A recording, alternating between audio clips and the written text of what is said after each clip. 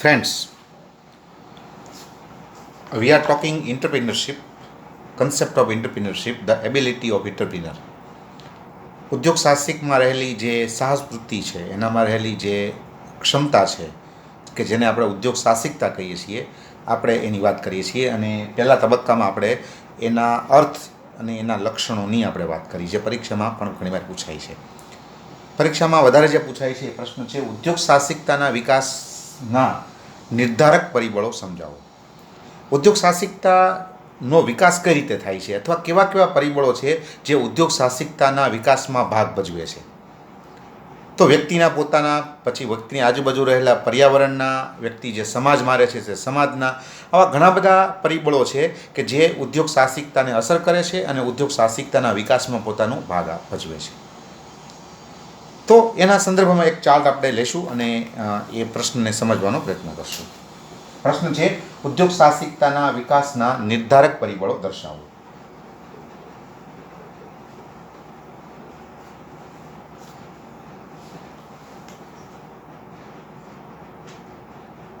ઉદ્યોગ સાહસિકતાના વિકાસના નિર્ધારક પરિબળો.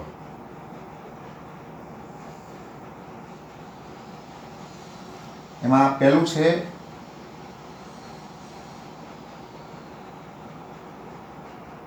વ્યક્તિ લક્ષી પરિબળો.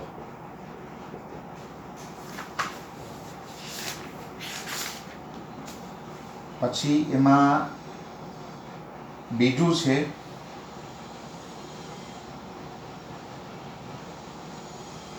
પર્યાવરણ લક્ષી પરિબળો.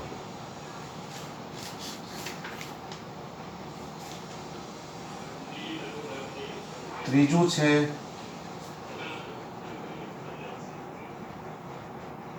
સામાજિક પરિબળો.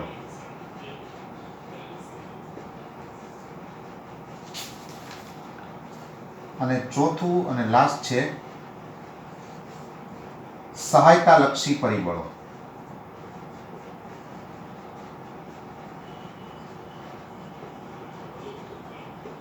બરોબર, આ રીતે ચાર એના ભાગ પડે છે.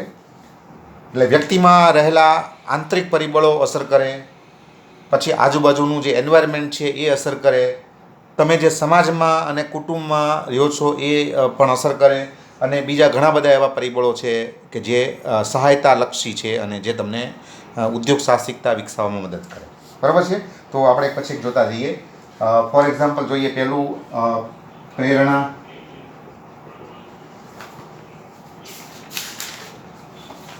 બરાબર. પછી જેને કહેવાય કે અન્યને પ્રભાવિત કરવાની ઈચ્છા.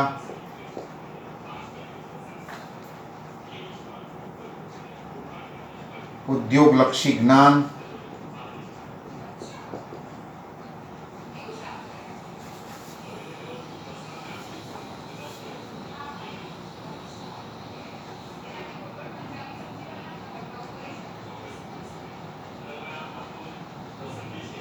સાહસનું સંચાલન કરવાનું જ્ઞાન.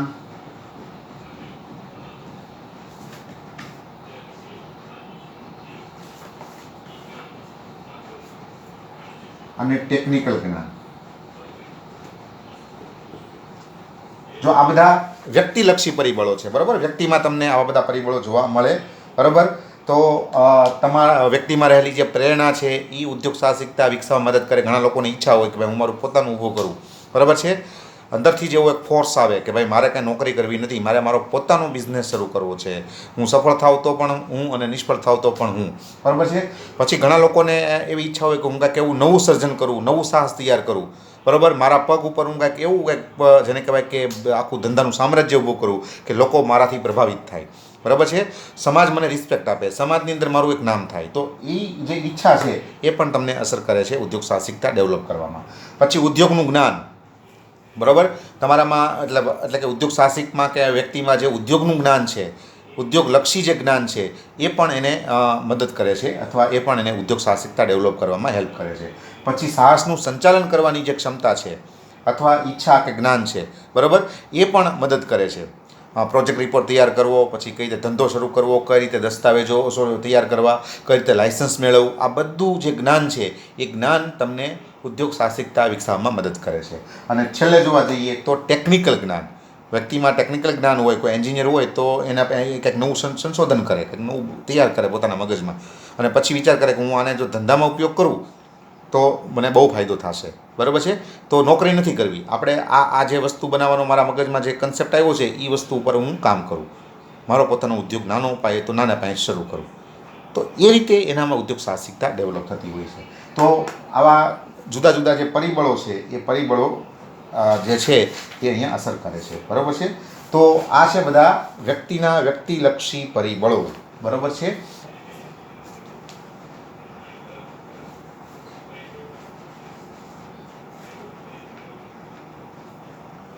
પછી પર્યાવરણલક્ષી, એટલે તમે આજુબાજુ જે એન્વાયરમેન્ટમાં કામ કરો છો તે, એમાં સરકારની ઔદ્યોગિક નીતિ,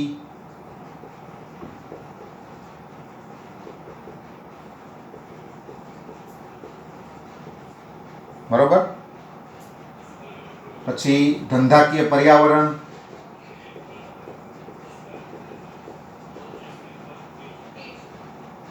પછી અનુકૂળ કાયદાઓ, બરોબર છે, અને ટેકનિકલ સંશોધનો. જો આ બધા એન્વાયરમેન્ટલ બધા ફેક્ટર છે કે જે ઉદ્યોગ સાહસિકતા વિકસાવવામાં મદદ કરે છે, બરાબર. સરકારની નીતિ જો એકદમ સારી હોય, ઔદ્યોગિક નીતિ ધરાવતી હોય, બરાબર છે, ઘણી સરકારો એવી હોય કે જે ઈચ્છતી હોય કે વધુને વધુ દેશમાં ઉદ્યોગો સ્થપાય, કારણ કે દેશનો જે વિકાસ છે એ મોટાભાગે ઉદ્યોગો ઉપર આધારિત છે. ઉદ્યોગો જો વધુને વધુ સ્થપાશે તો દેશનો આર્થિક વિકાસ છે એ ઝડપી અને ખૂબ ઊંચા દરે પ્રાપ્ત કરી શકાશે. તો સરકારની નીતિ જો યોગ્ય હોય તો પણ ઉદ્યોગ સાહસિકતા છે એને એક પ્રોત્સાહન મળે છે અને એ ડેવલપ થાય છે. પછી આજુબાજુનું એન્વાયરમેન્ટ, બરાબર છે, આજુબાજુનું જે એન્વાયરમેન્ટ છે એ એકદમ અનુકૂળ હોવું જોઈએ. જો એન્વાયરમેન્ટ નેગેટિવ હોય તો માણસ કામ ન કરી શકે. એન્વાયરમેન્ટ પોઝિટિવ હોવું જોઈએ, આજુબાજુનું જે એન્વાયરમેન્ટ છે પોઝિટિવ હોવું જોઈએ, બરાબર છે. તો જેમ કે તમને એનું એક્ઝામ્પલ આપું કે ભાઈ મજૂરો છે એ ઇઝી પ્રાપ્ત થતા હોય, પછી કાચો માલ સામાન છે એ ઇઝી પ્રાપ્ત થતો હોય, બરાબર છે. પછી લોકો છે એની આવકનું સ્તર ખૂબ ઊંચું હોય. પછી જોવા જઈએ તો મૂડી રોકાણ માટે પણ જેને કહેવી શકાય કે ખૂબ સારી તકો હોય, અને મૂડી મેળવવા માટે પણ સારી તકો હોય. તો આવું બધા જો ફેક્ટરો હોય તો ઉદ્યોગ સાહસિકતા છે એ વિકાસ થશે, બરાબર. કોઈ પણ વ્યક્તિની ઈચ્છા થશે કે ચાલો આપણે ધંધો શરૂ કરીએ, મારી પાસે કન્સેપ્ટ છે, બરાબર, પણ હવે મને કાચો માલ સામાન મળે એમ નથી, પછી મજૂરો ઓછી મળે એમ નથી, મને ક્યાંથી મૂડી એમ મળે એમ નથી, તો પછી હું મારા વિચારને દબાવી દઈશ. પણ જો મને ઇઝીલી કાચો માલ સામાન મળતો હોય, મને ઇઝીલી મૂડી જેને કહી શકાય કે બજારમાંથી મળતી હોય, તો હું મારા વિચારને પ્રેક્ટિકલી એને એપ્લાય કરવા માટે હું તૈયાર થઈશ. તો એ પણ એક અનિવાર્ય ફેક્ટર છે. પછી અનુકૂળ કાયદાઓ, સરકારના કાયદાઓ એકદમ પોઝિટિવ હોવા જોઈએ, જેથી કરીને લોકોને વધુને વધુ ઉદ્યોગ સ્થાપવામાં પ્રેરણા મળે અથવા જેને કહી શકાય ઈચ્છા થાય. કાયદાઓ જો બહુ કડક હોય અને ખૂબ જ વધારે પડતા કાયદાઓ હોય અને ઝીણા કાયદાઓ હોય તો એનું જેને કહી શકાય કે એક નેગેટિવ આખી એક ઇમ્પેક્ટ ઊભી થતી હોય છે દેશની આર્થિક વ્યવસ્થા ઉપર.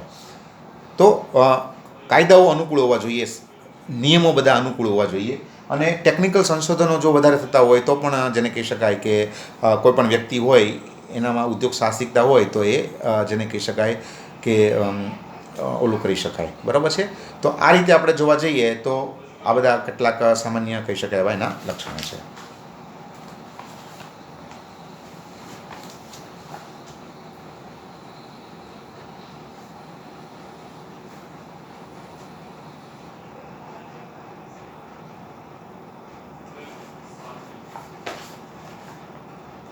પછી સામાજિક પરિબળો, બરાબર છે.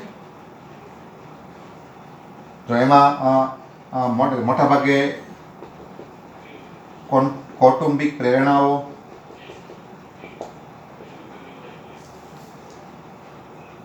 પછી સ્વાવલંબી અભિગમ,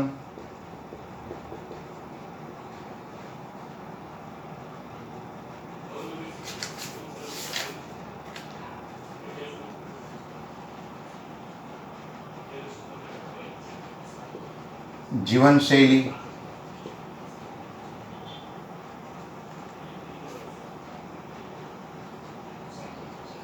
પડકારો ઝીલવાની ક્ષમતા.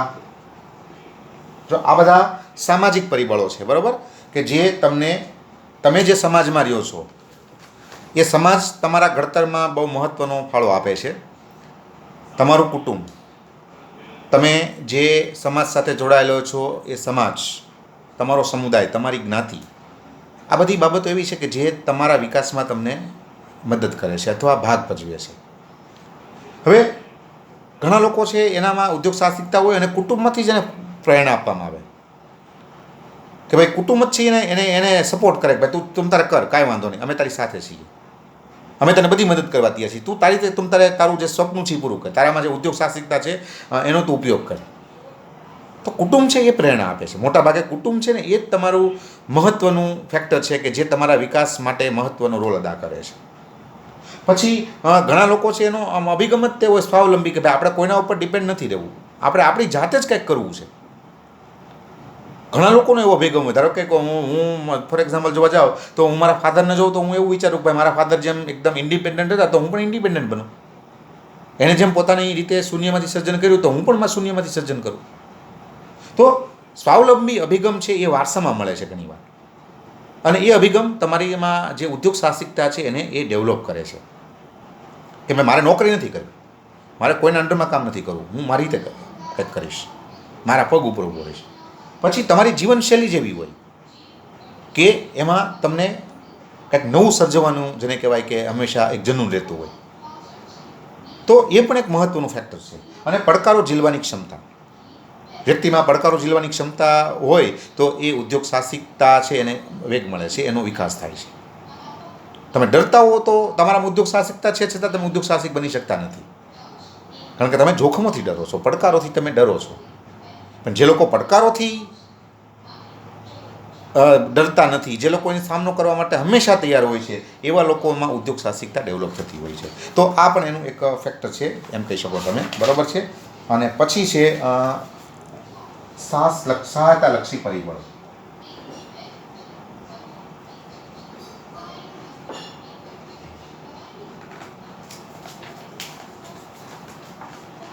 એમાં સાહસ વૃત્તિને પોષક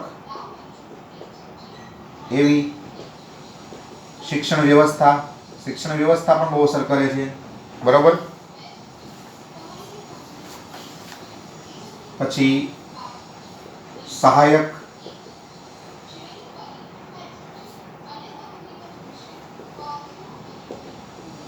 સંસ્થાઓનો ફાળો, પછી સસ્તી નાણાકીય સુવિધાઓ,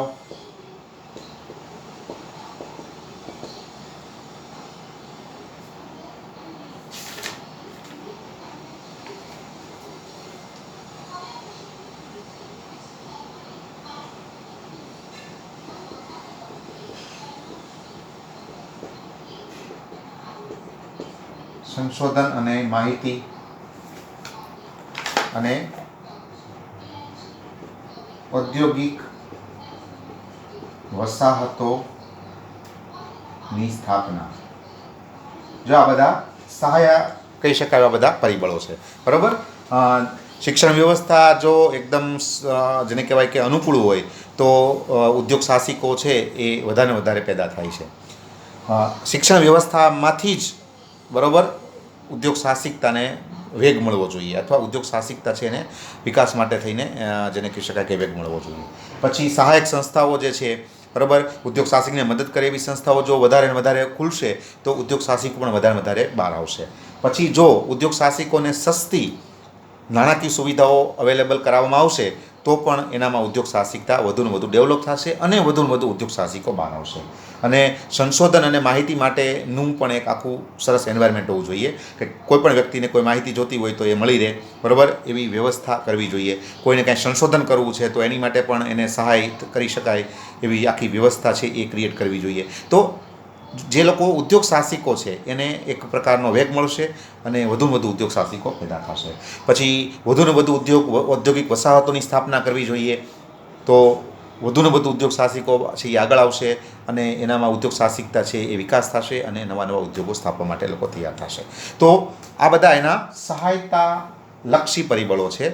તો આ રીતે ઉદ્યોગ સાહસિકનો જે વિકાસ છે એમાં આવા મુખ્ય 4 કહી શકાય પરિબળો ભાગ ભજવે છે અને પેટામાં તમે આવા બધા મુદ્દાઓ લખી શકો. Thank you.